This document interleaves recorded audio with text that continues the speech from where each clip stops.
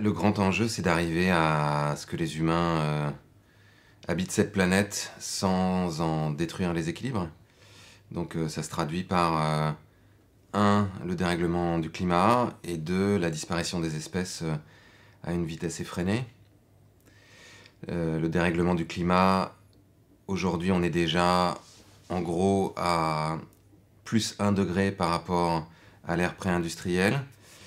Un certain nombre d'études scientifiques et le GIEC disent que si on atteint 2 degrés, on va passer ce qu'ils appellent des points de bascule, des tipping points en anglais, qui pourraient créer des phénomènes d'emballement qui nous entraînent à une vitesse bien plus rapide et sans qu'on soit forcément capable de faire quoi que ce soit, vers plus 3, plus 4, plus 5, plus 6.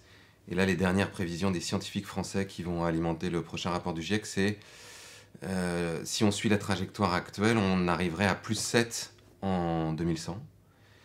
Et ils disent même, ce qui est plus inquiétant, que quoi qu'on fasse, même si on arrêtait d'émettre aujourd'hui des gaz à effet de serre, on arrivera à plus 2 en 2040. Ce qui veut dire qu'il y a de très fortes chances pour qu'il soit déjà trop tard pour limiter le réchauffement dans le cadre de ce que l'accord de Paris prévoit, et qu'on soit obligé non seulement donc de réduire drastiquement nos émissions, mais de se préparer à un certain nombre de chocs qui vont déstabiliser la planète, son climat, et donc des régions entières dans les années qui viennent. Pour se donner une petite idée de ce que ça pourrait être, aujourd'hui il y a beaucoup de scientifiques qui disent que pour chaque degré d'augmentation de la température, on perd 10% de rendement agricole. Donc plus 5 degrés, ça fait moins 50% de rendement agricole, plus 7, ça ferait moins 70. Donc on imagine bien qu'on ne va pas pouvoir nourrir tout le monde comme ça. On imagine aussi que à partir de plus 5 degrés, ça c'est un certain nombre de projections qui ont été faites pareil dans des études, l'Amazonie deviendrait une savane. Ce qui veut dire que tous les peuples et toutes les espèces vivantes dont la forêt amazonienne est l'habitat disparaissent. Ça veut dire aussi qu'il y a des régions entières du monde où il fait plus de 50 degrés pendant des mois et des mois. Donc ces régions deviennent peu ou prou inhabitables parce que les climatisés type Qatar demanderaient une quantité d'énergie considérable et puis créeraient une forme de cercle vicieux, puisque plus on climatise, plus on utilise d'énergie, plus on va aussi créer des îlots de chaleur, puisque le principe de la climatisation, c'est d'aller chercher de l'air chaud, par exemple dans les bâtiments, et de le rejeter dehors. Donc dans un air qui est déjà à 50 degrés, on imagine bien que c'est pas envisageable. Et puis les gaz réfrigérants, qui sont là pour climatiser et refroidir, s'ils ne sont pas correctement recyclés, ont un pouvoir réchauffeur entre 1000 et 7000 fois plus important que le CO2. Donc si ces régions deviennent inhabitables à cause de la chaleur et parce que les climatisés deviennent complètement fous, ça veut dire que les personnes qui habitent là sont soit condamnées à mourir, pour certaines, soit à migrer, et l'ONU prévoit aujourd'hui qu'on pourrait aller jusqu'à 1 milliard de personnes qui migrent dans les décennies qui viennent, ce qui créerait des déstabilisations extraordinairement importantes dans plein de régions du monde. On peut là aussi imaginer, on ne sait jamais comment ça peut se passer, mais qu'un certain nombre d'États décident de fermer leurs frontières de façon militaire, que ça crée des conflits.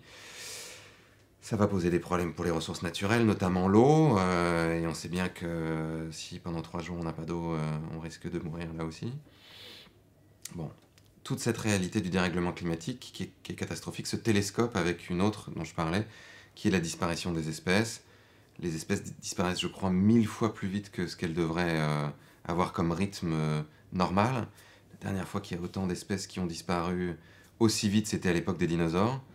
Et les scientifiques parlent désormais de 6e extinction de masse des espèces. On a perdu 60% des animaux vertébrés depuis 40 ans, 80% des insectes volants en Europe, 30% des oiseaux. Les insectes disparaissent 8 fois plus vite que les vertébrés. Or, on sait que si les insectes disparaissent, là dernièrement, je discutais avec un entomologiste au Kenya qui est spécialiste des fourmis, qui me disait, si les fourmis disparaissent, toutes les autres formes de vie vont avoir du mal à subsister. Si les humains disparaissent, a priori les autres formes de vie seront assez contentes. Donc là aussi, on ne regarde pas parce que c'est très petit, mais ça peut avoir un impact considérable. On sait aussi que les insectes sont directement impliqués dans la pollinisation, qui nous permet d'avoir des rendements agricoles.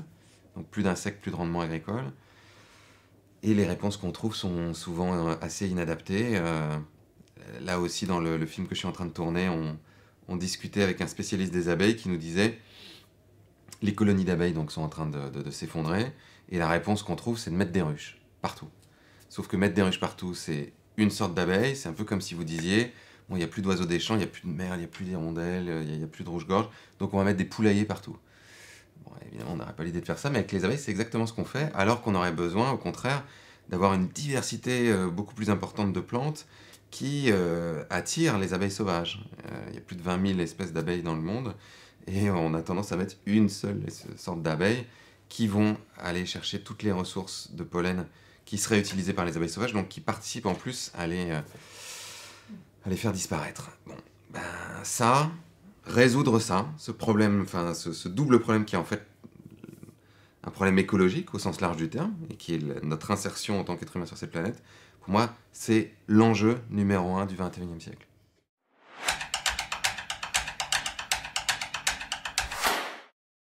Moi, j'aime beaucoup une expression de Jean-Pierre Dupuy, qu'il avait écrit dans un bouquin qui s'appelle Vers un catastrophisme éclairé, je crois, où il dit « Nous ne croyons pas ce que nous savons ». Un peu comme des fumeurs qui savent pertinemment que fumer va leur donner potentiellement un cancer. Il y a plein d'études scientifiques qui le montrent, il y a plein de personnes qui meurent de cancer du poumon autour de nous chaque année. Mais on décide de ne pas y croire à chaque fois qu'on allume une cigarette ou qu'on achète un paquet. Pourquoi on décide de ne pas y croire ? Parce que cette nouvelle est tellement violente. Donc dans le cas des fumeurs, le fait qu'on peut mourir, dans le cas du changement climatique et de l'effondrement des espèces, une sorte d'effondrement systémique qui nous confronte aussi à la possibilité de la mort.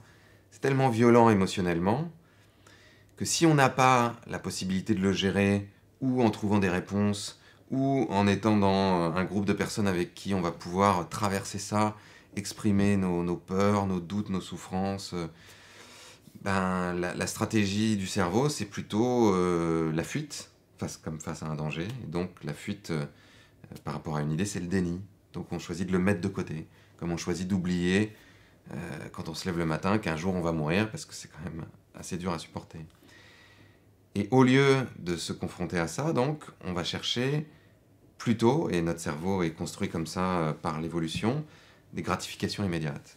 Et ces gratifications immédiates, donc, qui vont nous permettre de sécréter un peu de dopamine, un peu d'adrénaline, un peu de sérotonine, on va les trouver dans des petits plaisirs comme la consommation, aller acheter un truc, comme aller faire des vacances à l'autre bout du monde et prendre l'avion, manger quelque chose qui nous fait plaisir, même si c'est un gros burger et qu'on sait que ça a un impact négatif.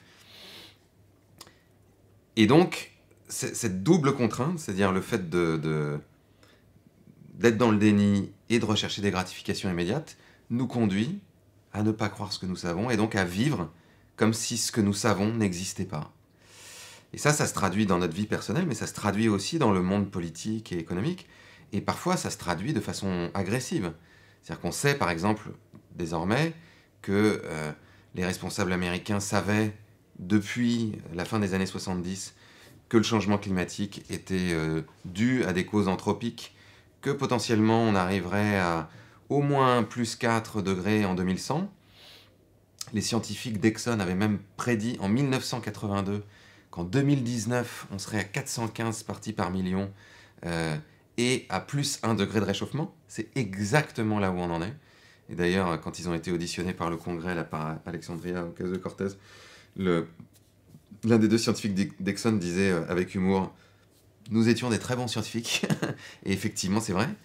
Et quand Exxon s'est rendu compte de ça, ils ont dépensé des milliards pour semer le doute dans la société, pour produire des études contradictoires, pour diffuser des messages à travers les médias, pour acheter un certain nombre de politiques et faire en sorte que on empêche des régulations et des lois d'être promulguées pour agir de façon radicale face à ce danger du changement climatique.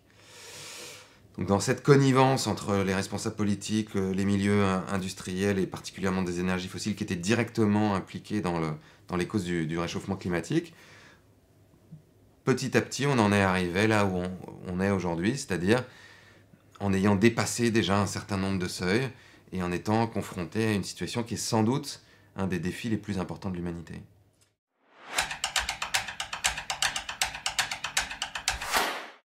Ce qui me motive, c'est un peu comme tout le monde. C'est-à-dire que ce qui me motive déjà, c'est de trouver du sens à mon existence. Je pense que ça, c'est commun à tous les êtres humains sur cette planète.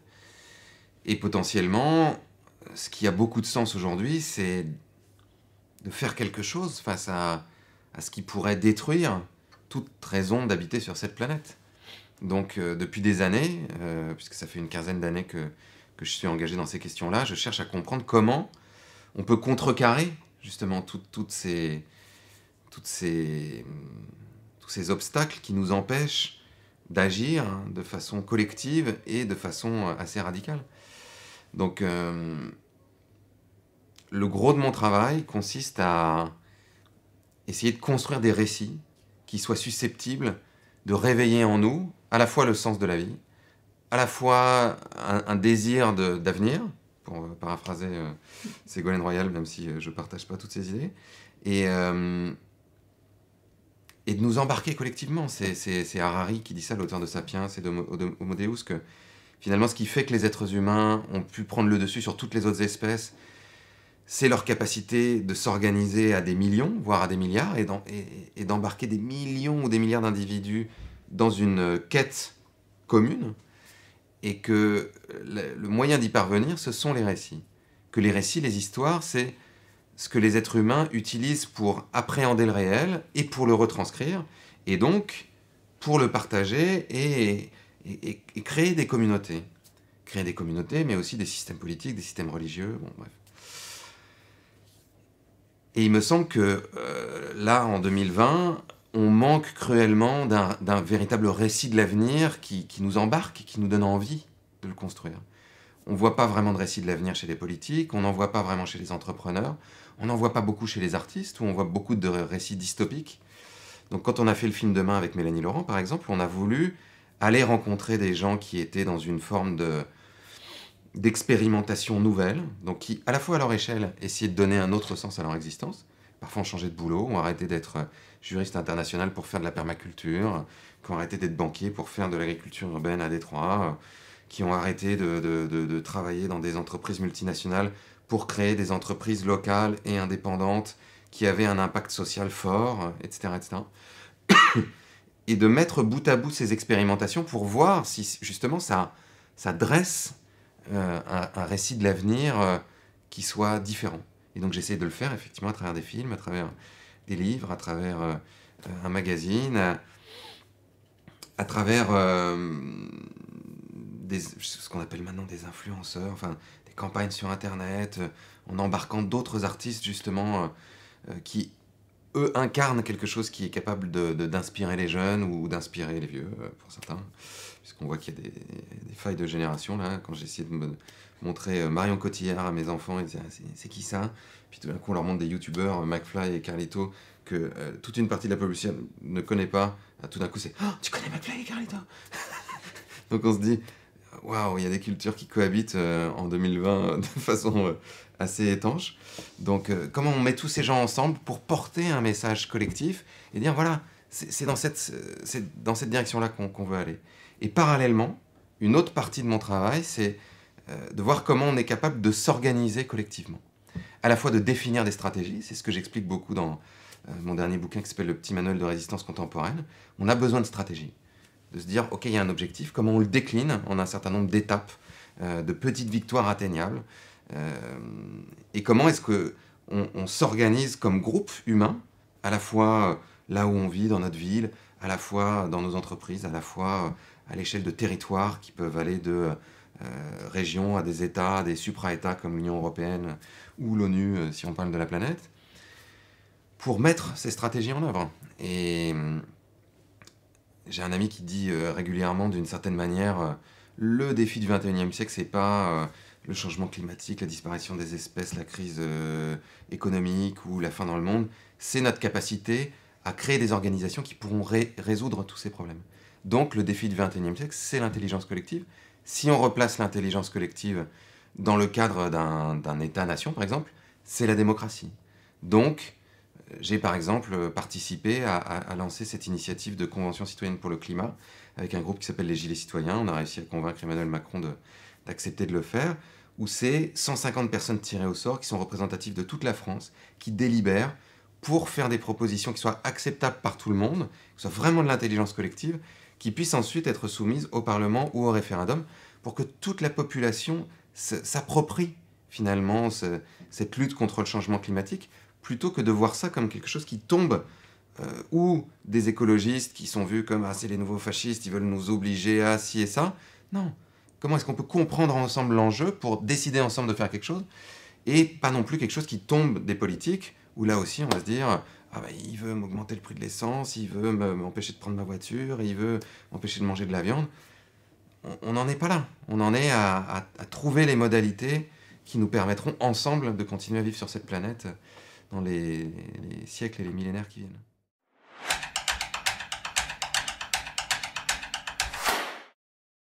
Moi, je pense pas qu'il y aura jamais un récit collectif unilatéral. Ça, c'est d'une certaine manière le trip des religions ou des dictatures, quoi. Dire tout le monde doit vivre comme ça. Je pense que ce sont des grandes directions. Aujourd'hui, par exemple, ce qu'on pourrait appeler le capitalisme, le libéralisme, le dogme de la croissance, c'est une grande direction qu'une bonne partie de l'humanité a décidé d'emprunter en trouvant des modalités différentes dans un certain nombre de territoires en fonction de leur héritage culturel, bon, même si ça a une tendance à uniformiser et à laminer un peu tout ça. Donc pour moi, c'est plus une bataille culturelle qu'on a besoin de mener, qui va émerger effectivement de tout un tas de petits récits qui vont changer la conscience collective. Et pour moi, ce qui pourrait constituer une des bases de cette grande direction qu'on pourrait emprunter collectivement, c'est d'accepter que l'être humain fait partie du vivant, qu'on fait partie d'un écosystème avec des animaux sauvages, avec des arbres, avec un climat, avec de la faune dans le sol, avec le cycle de l'eau, avec la photosynthèse, et que nous en faisons intégralement partie. Alors que le récit dans lequel on vit aujourd'hui a eu tendance à extraire l'être humain. D'ailleurs, on dit l'environnement pour ça. Parce qu'on se dit, bon, il y a l'humain, la civilisation humaine, et son environnement, ce qui l'entoure. Mais non, on en fait intégralement partie. Si ça, c'est la base des récits qu'on va faire émerger dans le futur, si ça devient la conscience collective comme c'est devenu la conscience collective, pas encore partout, mais de plus en plus, que les hommes et les femmes sont égaux, que les noirs, les blancs, les jaunes sont égaux, que en réalité les droits humains devraient s'appliquer à tout le monde, bon, bah, ça, il n'y a pas une personne qui l'a porté. Ça a été un changement de la conscience d'un certain nombre de personnes, puis ça s'est élargi, puis c'est devenu quelque chose de relativement planétaire, même encore une fois si c'est pas totalement appliqué partout. Je pense qu'on a besoin d'aller dans la même direction. Et que ça, si on le décline à l'échelle politique, économique, on ne peut plus jamais faire la même chose. Il y a un outil aujourd'hui qui s'appelle, qui est d'ailleurs reconnu par l'ONU, l'outil des limites planétaires, donc qui a été mis en place par des scientifiques pour qu'on puisse calculer si la politique d'un pays ou d'une région, ou si ce qu'une entreprise va mettre en œuvre rentre dans le cadre des limites planétaires. C'est-à-dire, est-ce qu'on est en train d'épuiser les ressources plus vite qu'on ne peut les ressourcer? Est-ce qu'on est en train de déstabiliser le climat de façon irrémédiable ou pas? Et si oui, théoriquement, la loi ne devrait pas pouvoir être promulguée, devrait être réexaminée pour pouvoir s'intégrer aux limites de la planète. Et c'est pareil sur une stratégie d'entreprise. Donc ça me paraît être une direction qu'on a vraiment besoin de creuser, mais qui nous demande de réinventer notre économie, qui nous demande de devenir aussi des chercheurs, c'est-à-dire de comprendre le vivant beaucoup plus, et de comprendre comment on est en interaction, comment fonctionnent les sols, les forêts, les océans, le climat. Et c'est en ça que j'ai de temps en temps un peu d'espoir, c'est que c'est passionnant. C'est-à-dire nous qui cherchons beaucoup de sens, qui cherchons à comprendre ce qu'on fait là, et à quoi rime cette petite temporalité qu'on va passer sur la planète. Là, on a un champ d'investigation qui est extraordinaire et qui est quand même nettement plus intéressant que de savoir comment on pourrait faire grimper le PIB de 3% et le cours de bourse de je ne sais quelle entreprise, à mon avis.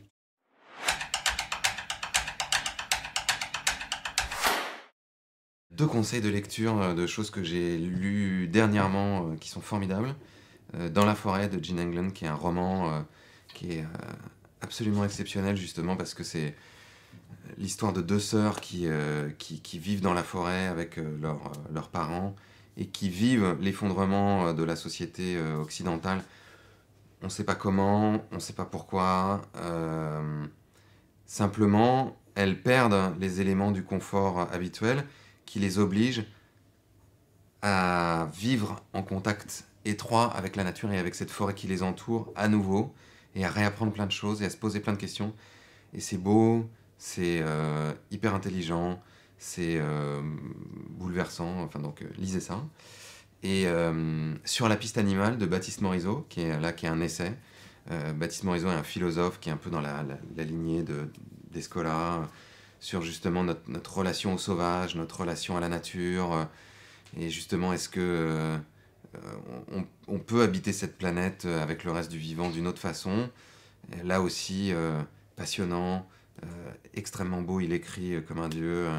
Voilà, on connaît beaucoup Sylvain Tesson, mais il faut découvrir Baptiste Morisot, d'urgence.